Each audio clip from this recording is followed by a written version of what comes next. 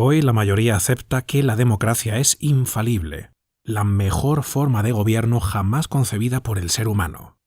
El pueblo, con su voto, elige libremente a unos representantes que deberán someterse a la voluntad popular. Pero ¿es realmente así? En su nuevo libro Contra la mayoría, Jano García sostiene que, en democracia, el poder y la soberanía no los tiene el pueblo.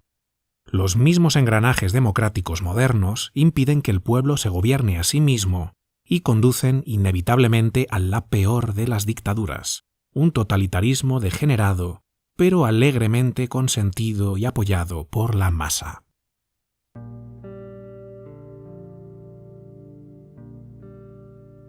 El hombre masa, término originalmente introducido por Ortega y Gasset, se refiere al individuo sin individualidad, una persona homogénea e indiferenciada que piensa lo que la mayoría piensa, acepta lo que la mayoría acepta y tolera lo que la mayoría tolera. Carece de unos principios sólidos y de cualquier ápice de sentido crítico, pero se siente muy seguro de sí mismo y chapotea orgulloso en ese fango al que sus titiriteros lo arrojaron sin que él tenga la más mínima sospecha. Sabiendo que la capacidad intelectual de la masa es limitada, no se debe olvidar que ésta abraza las ideas mayoritarias, esto es, las que más repiten sus semejantes. Aunque el hombre masa cree en lo que otros le han dicho que debe creer, lo hace ciegamente. Abraza su programación mental con un ímpetu fanático y no puede contener su ansia por esparcir opiniones acerca de todo. Le encanta opinar. Convencido de que ocupa una posición de experto, porque la semana pasada leyó un par de titulares acerca de este tema y de aquel otro, exige con vehemencia ser escuchado. A duras penas sabe cómo mantener su propia casa en orden o cómo mejorar los aspectos más básicos de su existencia, pero curiosamente sabe cómo mejorar la vida de 8.000 millones de personas, cómo salvar al planeta, cómo acabar con la pobreza, cómo educar a los niños y cómo se gobierna un país. ¿Cómo puede una muchedumbre que no sabe ni lo que es bueno para ella actuar de salvavidas de sí misma y del resto? Solamente podrá hacerlo en función de los mensajes y estímulos a los que se vea sometida. Y aquí es donde los políticos y su adorada democracia entran en juego. La masa se entrega con fervor a aquellos que más se les parecen. Quieren ser gobernados por personas exactamente iguales a ellos. De ahí que el mandatario en el poder sea siempre un reflejo fiel de la masa que lo vota, a la que sabe trasladar hábilmente los estímulos que ésta venera. El político, consciente de que su misión es obtener el voto de la masa a toda costa, ya no debe ser una persona intelectualmente preparada, íntegra y volcada al servicio de su pueblo. Le basta con ser alguien popular, simpático y campechano a los ojos del hombre masa.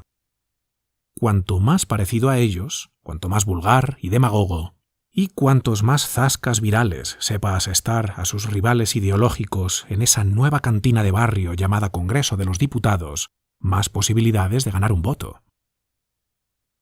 Al votante medio hoy le importa poco que el mandatario sea justo, esté instruido o que persiga un bien común. De ahí que los políticos sean en su mayoría una banda de mediocres, chupópteros, farsantes, holgazanes y demagogos.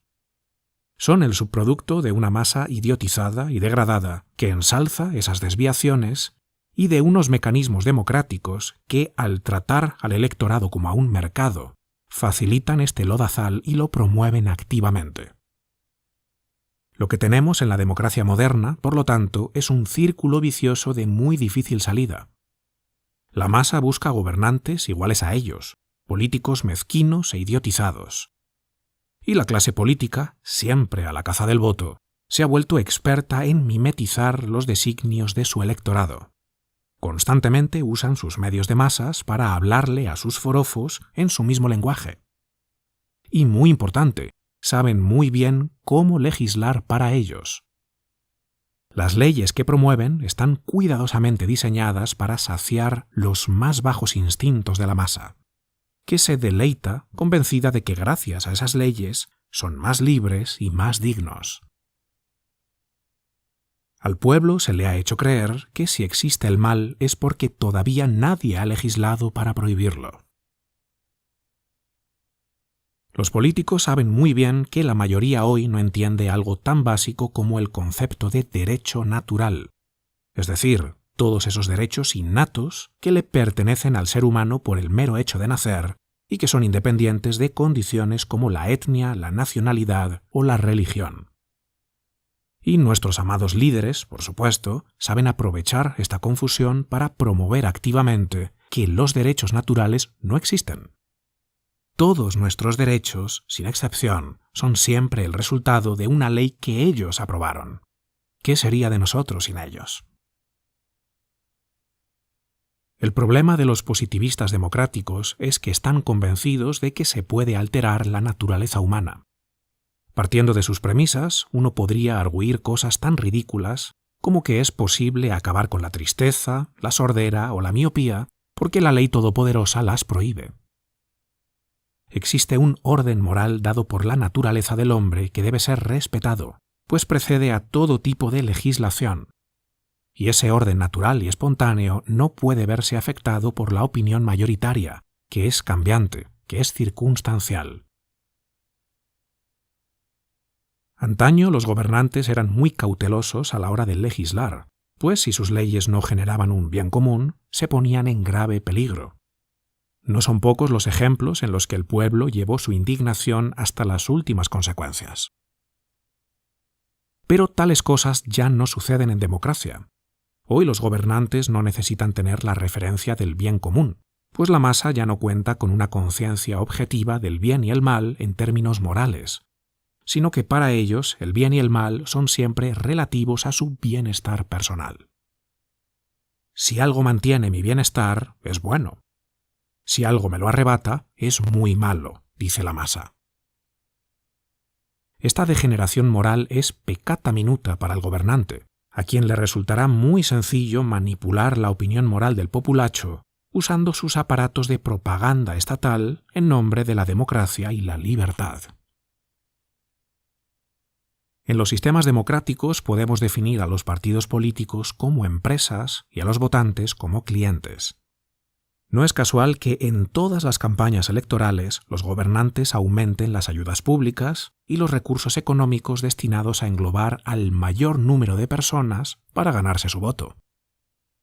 Los gobernantes democráticos prometen derramar la riqueza para todos por ley y los gobernados les exigen que cumplan su incumplible promesa.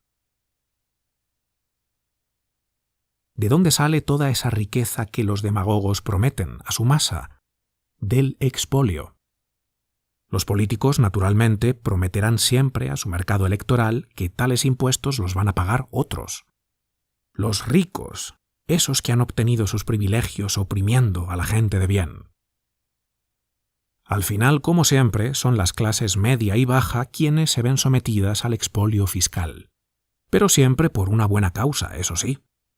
Son impuestos cada vez más asfixiantes, pero tienen colores muy bonitos. El color verde de lo ecosostenible, el color morado de lo feminista, el arco iris, que tiene muchos colorines juntos y a los niños les encanta. La mayoría que quita y pone presidentes cada vez más exprimida, pero todo sea por la tolerancia, la inclusión y la diversidad. ¿Cómo es posible que, en nombre de la democracia, hayamos caído en esta tiranía de la mayoría que nos lleva a un futuro cada vez más tenebroso?